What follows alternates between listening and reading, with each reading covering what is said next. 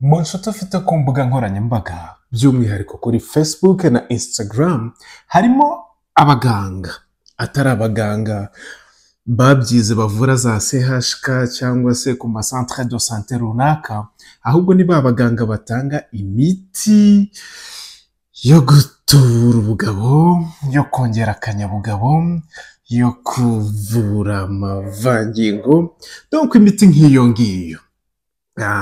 Zimwe mu ndwara bavura bavuga ko bavura ubugumba, bakavura ingaruka zo kwikinisha, bakavura indwara nk'izo ngizo zifite aho zihuriye n'ubuzima bw'imyororokere. Icyo tugishyira ku ruhande.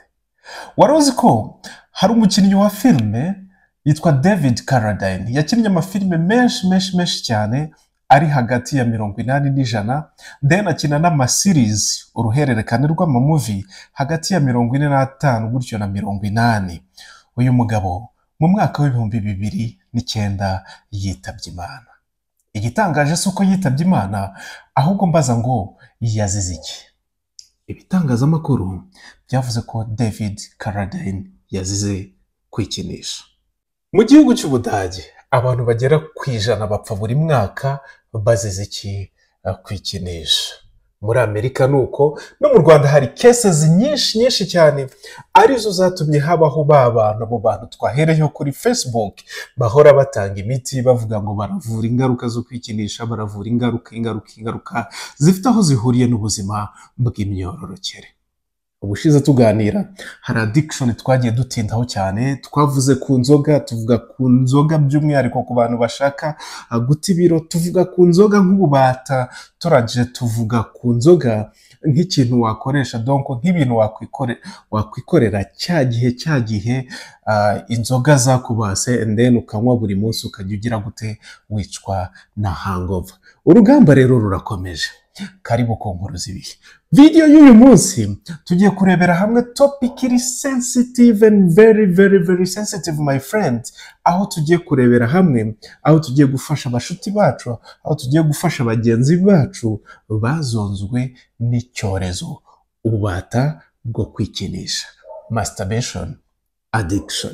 Mbere yuko tujya ku ntambwe ugomba gutera wowe ubwawe ku giti cyawe kugira ngo wisohore muri uwo mutego w'ububata bwo kwikinisha, reka tubanze turebe ubundi ni izihe ngaruka zo kwikinisha. Izo ngaruka ziratuma ubona impamvu ukwiye gushyiramo effort kugira ngo uve muri iyo addiction. So ni ingaruka zitandukanye ku bagabo no ku bagore. Reka duhere ku bagabo. Of course ingaruka ya mbere igiye kuzakumaraho amafaranga, ya yandi rwose babashuti bawe kuri Facebook bahora baguha udukofi, baguha utunini, baguha tongutari, baguha ibiki byose, bagusaka amafaranga. Ingaruka ya mbere yitwa kubura ubushake ku bijyanye n'ibikorwa byo mu buriri. Iyo bigeze ku rundi rwego rero utangira kubabara no kubyimba mu myanya y'ibanga. Hanyuma rero ibikurikiraho ni ibibazo byo mu mutwe birimo kubura motivation. Donc motivation ni za mbaraga zituma ukora ikintu ukabone yewe nubwo nta salaire uri kubona, nta muntu ukureba, donc bwa bushake kwa kumaramaza, donc bitangira kubura. Ukagira umunaba uhoraho and then mu mutwe wawe ukagira n'akajagari gahoraho. Ku bagore rero baragenda bagatakaza ubushake burundu, bagatakaza na sensation, donc kwa kundi nimba uri umuntu mukuru, nimba ufite boyfriend cyangwa girlfriend cyangwa se ufite umugabo cyangwa ufite umuparteneri wawe, hari uburyo akwegera gutusha and then ukumva iyo sensation. Donc rero ku mudamu, umukobwa wabaswe no kwikinisha, ibyo byiyumvo, izo swingi abatakizigira and then nawabura ubushake. Hanyuma rero mu kiziba kindatangira kubabara and then hakaza muri pelvic, ubwo ni muri base naho atangira kubabara no kuba deforme. Ku mpande zombi rero habaho kwigunga no guhugira kuri filime z'urukozasoni, bazita pornography mu gifaransa na pornography mu cyongereza. So ni filime z'urukozasoni, baze kubatwa na filime z'urukozasoni, ugasanga umuntu yikingiranye mu nzu nijoro ariko arareba porno and then ku kazi aribese agiye kureba, donc ubwenge bwe buba bwaragiye mu kureba izo filime. umuntu wabaswe no kwikinisha ahora ahinduranya aba parteneri one at a time, bityo rero bigatuma ataba stable muri relationship, ahorana breakups z'urudaca, ahora posting ibintu by'ama breakup no kuba consolated by Jesus. Donc Yesu niwe mugabo, Yesu niwe mugore, I don't know, something like that. And then hari no kubura focus, ugasanga umuntu ahorana akajagari gahoraho. Ibyo bikaba ku bagabo no ku bagore. Ku nkuru z'ibihe rero tuvuga siyansi, ntabwo tuvuga ibintu biri mu mutwe wacu cyangwa se ibintu twihimbiye. So niyo mpamvu hari ibintu bisa nka myth tutigeze tuvuga hano, nyamara bahora bagucuruzaho imiti, bakubwira ibyo ugomba gukora, bakwaka amakonsultation ahoraho, bakumazeho amafaranga bakubwira ngo kubatwa no kwikinisha bizagutera ubugumba, bizagutera ubuhumyi, bizagutera kurwara umugongo, biguca imbaraga, and then bishobora no kukwica at the same time. Ibi ngibi bishoboka kuba ari byo cyangwa atari byo, nta siyansi bihamya, nta n'ubushakashatsi bubihamya buhari. So ubwo rero tubiconsideratinga nk'iki, nka myth. Gusa nimba ibi bimenyetso bifite, ni ngombwa cyane ko ugomba kugira gute, kugomba gutangira procedure yo guhagarika iyo ngeso, ubwo bubata, iyo addiction yo kugira gute, yo kwikinisha. So mbere yuko dukomereza rero kuri za ntambwe nakwemereye ugomba gutera kugira ngo uhagarike ubwo bubata bwo kwikinisha, hari impamvu zigutera kubikora cyangwa se zitera abantu benshi kubikora. Ushobora gusangamo impamvu imwe muri izi ngizi cyangwa se ukaburamo n'impamvu n'imwe. Feel free to write it in the comment section, bitewe n'ubumenyi ufite, bitewe na interactions ugenda ugirana n'abantu, bitewe n'ibyo nawe wasomye. So dore rero zimwe muri izo mpamvu nizi zikurikira. Impamvu ya mbere ni ukwigunga no kuba nyamwigendaho. Umutwe umwe buriya ngo wigira inama y'iki, yo gusara. Ugasanga umuntu niwe wenyine na telefone ye, nijoro ariherereye mu bwiherero na telefone ye. My friend, uba ugenda wunguka ibitekerezo bishobora kukujyana hehe, muri uwo mujyo. Hakaba rero n'abagira ibyifuzo byabamaze. Uri kugenda mu muhanda, umugore w'abandi aratambutse, umukobwa w'abandi aratambutse, and then boom, kureba umuntu ukamubonamo iki, sexual material. Umugabo w'abandi arahise, umusore arahise, umuntu utwaye ingorofani arahise, and then wamara kubona akaboko, boom, ibitekerezo byawe bikajya hehe, kuri risane. Obviously hari no kureba za pornography, filime z'urukozasoni cyane. Abantu babaswe no kureba izi filime n'ubundi birangira babaswe n'iki, na masturbation. Bari kubita kabisa bihoraho. Hari n'ababikora rero bashaka gutestinga nka kumwe umuntu anywa inzoga bwa mbere cyangwa itabi bwa mbere, bikarangira bibaye routine yagiye hehe, mu bwonko. So agakora ikintu rimwe kumva anakumva izo plaisir, and then ejo kongera no kuvuga ya cumulativity y'ama activities, kwa kundi agenda akora ikintu agisubiramo, then bigahita biprograma umutwe we, ubwonko bwe guhugira kuri icyo kintu. Ugasanga umuntu mu masaha amwe aribeta, mu masaha amwe aribeta, mu masaha amwe aribeta, akaboko kiwe kabaye clean kabisa, risani yarakogeje. Hari rero n'ikigare na peer pressure. Buri uko abantu bagenda bakura, bagenda bishyira hamwe bitewe na interest bafite. So mu gihe hari abahura baganira forex, baganira amakipe ya football, baganira utubari basohokeyemo, baganira ubuzima bwabo bwite, hari n'abahurira kuri icyo kintu, cyane cyane abakoresha ama toys, ama vibrator n'izindi toys bakoresha muri masturbation, and then bagahura bahanahana tips. Ugasanga ikigare cyose nicyo kintu kigize gute, cyubakiyeho kandi gihuriyeho. Hari izindi mpamvu nyinshi zitera abantu kwikinisha, izo ngizo nawe wajya aho ngaho muri comment section ukadufasha wowe kabyarawe, kugira ngo dukomeze dufashe umuryango mugari wo ku nkuru z'ibihe. Now time rero irageze kugira ngo nguhe intambwe ku yindi ugomba gutera, kugira ngo niba ufite icyo kibazo, niba ufite umushuti ufite icyo kibazo, ube wamufasha kwikura muri ako kangaratete. Kubera ko ni ibintu bitera ikimwaro, ni ibintu byangiza ubuzima, ni ibintu bituma umuntu atafocus, agata motivation, akaba yatakaza, akaba yanakwirukanwa ku kazi. And then twabibonye David Carradine yari umustar ukomeye cyane. So kugeza naho itangazamakuru rivuze ngo David Carradine yishwe no kugira gute, no kwikinisha. And again, report zigenda zituruka mu bihugu bitandukanye, ugasanga nk'igihugu giteye imbere nk'Ubudage. Ubudage urabazi, bakora Benz, Mercedes Benz, bakora igikoresho cy'Umudage, imashini y'Umudage, bariya Dage bafite ubuzima babayeho, bafite ibyo bagezeho byinshi, bafite imiti, bafite abaganga, bafite inzobere mu bintu hafi ya byose ku isi, ariko bakaba bagitangaza ngo nibura abantu 100 muri community yabo buri mwaka barapfa bazize iki?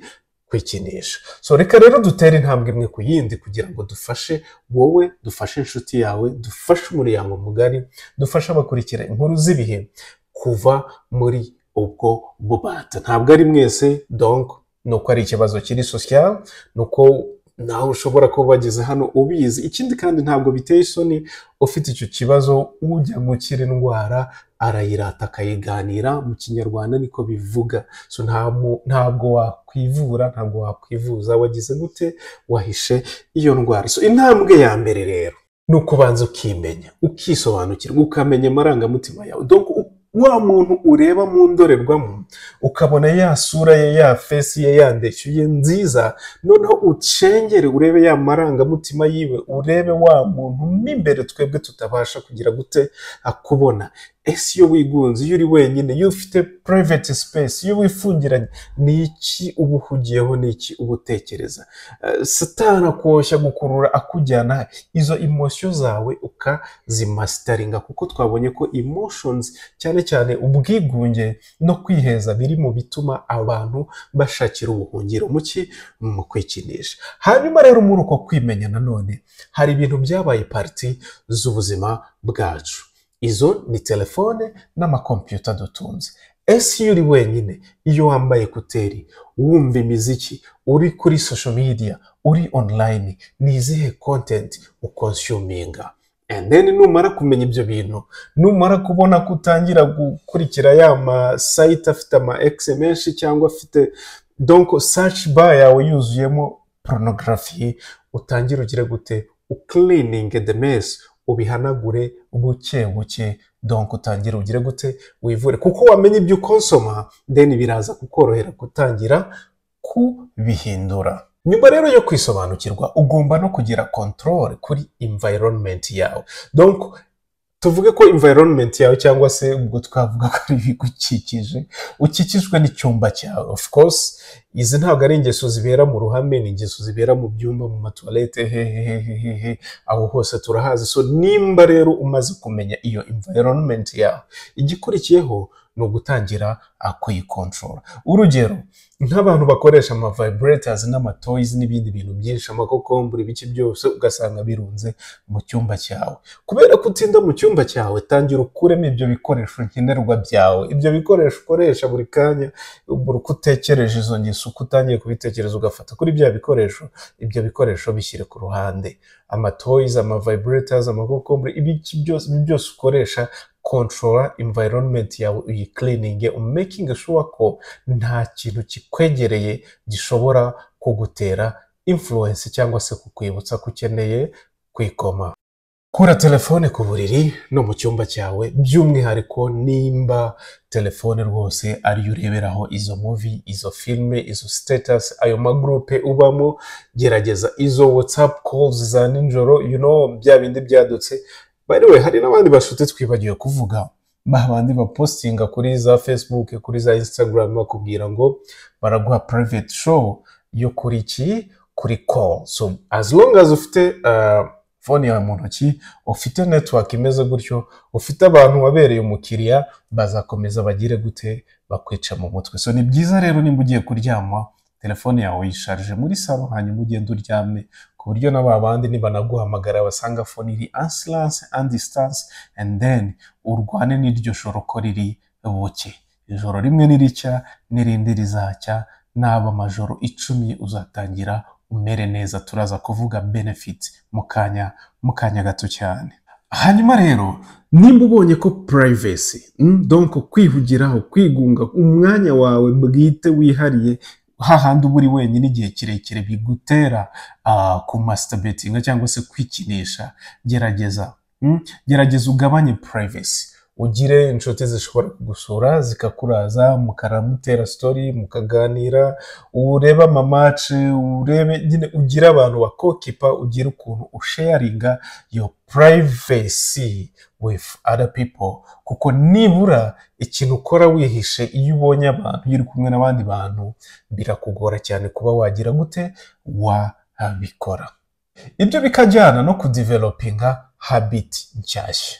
Uva ku kazi saa 12, saa moya ukaba uri mu rugo, ukaba umaze kurya agachips kawe neza, ukaba uri kureba akamuvi, mu kanya gatoya mu minota 30 ukaba wirashe mu cyumba tayari, ukaba utangiye kugira gute kwimerera nabi. So iki gihe rero ni byiza kutangira habit nshyashya, ingeso nshyashya, urugero sport, gutembera nimugoroba, gusura abantu, kubonana n'abantu. Donc ushake ingeso nshyashya ikokipa, gusoma ibitabo, and again ushobora no kureba movie, ubwoko bwa movie utakundaga kureba. Nimba wakundaga kureba amafilme nka za Spartacus n'andi mafilme ari erotic nk'ayo ngayo, tangira uhindure, maybe urebe Nyakoreya, maybe urebe amadesani, hindura ubwoko bw'amafilme ureba, wumva amapodcast, wumve muzike, uririmbe, ubyine, wige kuririmba, gura gitari uyige, gura piano wige, tangira ushake ingeso nshyashya cyangwa se impano nshyashya muri wowe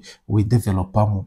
Ibyo ngibyo bizagufasha ko wa mwanya uha ubwenge bwawe n'ubwonko bwawe gutekereza za ngeso zishaje uzabura. Uziyokipa, ukore siporo, uve muri siporo ukarabe, before you think about that uzaba waguye agacuho wasinziriye. 1 day, 2 days, 3 days, umunsi wa 4, wa 5, ku munsi wa 10 uzaba watangiye kumera neza cyane. Hari igihe rero uzaba gutyo uri mu buriri cyangwa uri muri ya place yawe, then wumve biranze pe. Buriya amazi, hari ukuntu abantu babwira abantu ngo amazi birashira. My friend, ngo amazi birashira, by'umwihariko amazi akonje.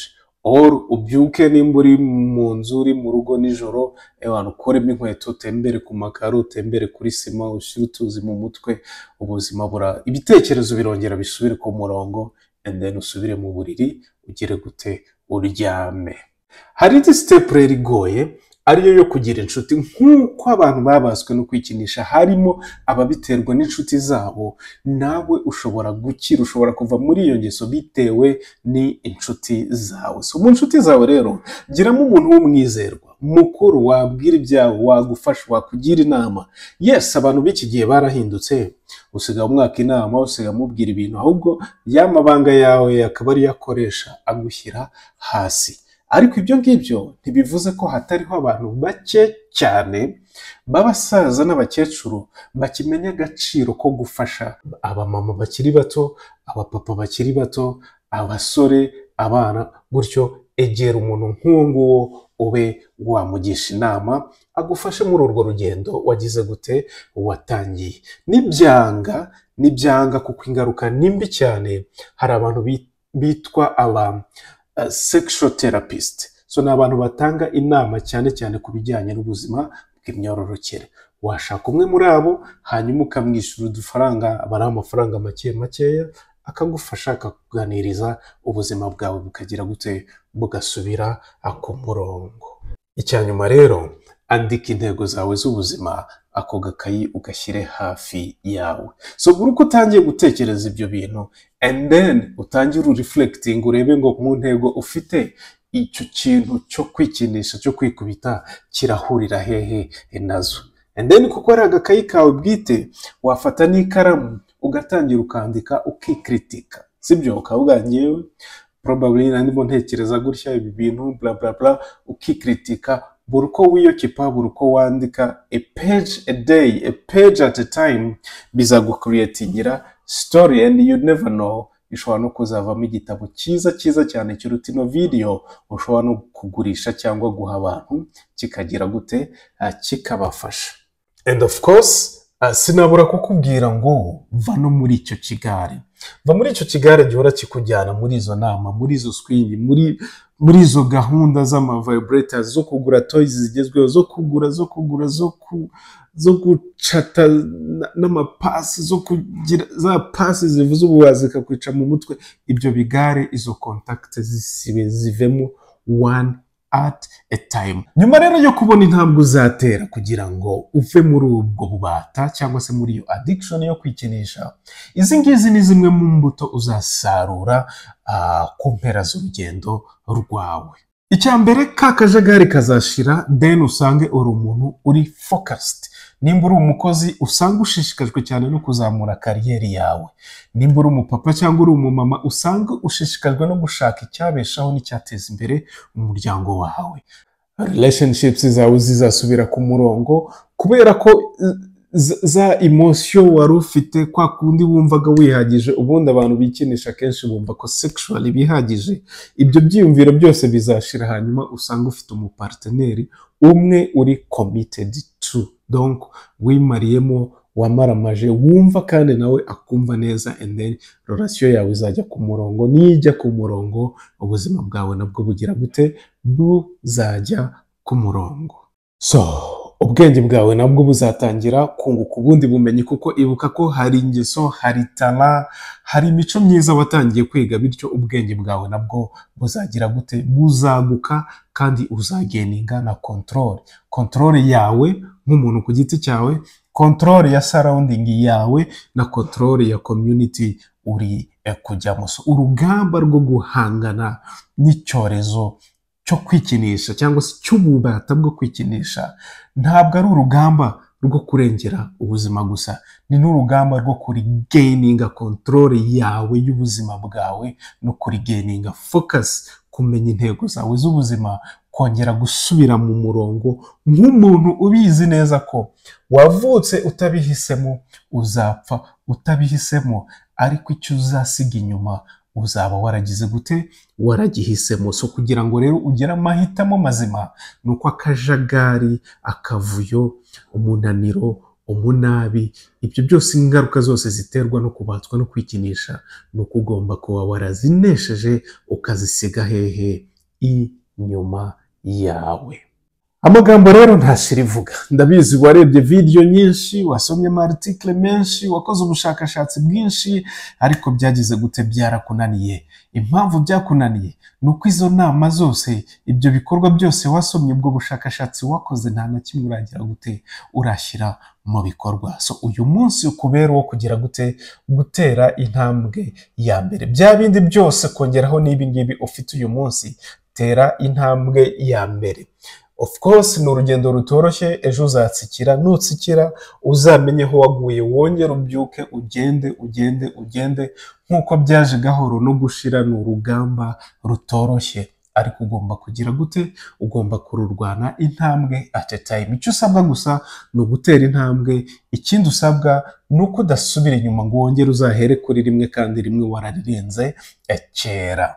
So ibirenze ibyo rero, Imana ikurinde umurengwe, ikurinde n'inzara, kuko byombi birandagaza.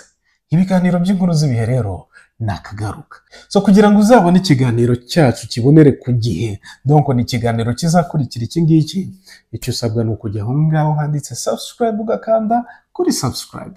Hanyuma rero wowe wakoze subscribe, ndagushimiye cyane, uri uw'agaciro kuri twebwe. And then kanda aho ngaho kuri like, kuko uru rubuga iyo rubonye likes nyinshi, rufata ino video rukayigeza ku bantu benshi, kandi urabona ko ari video y'ingirakamaro.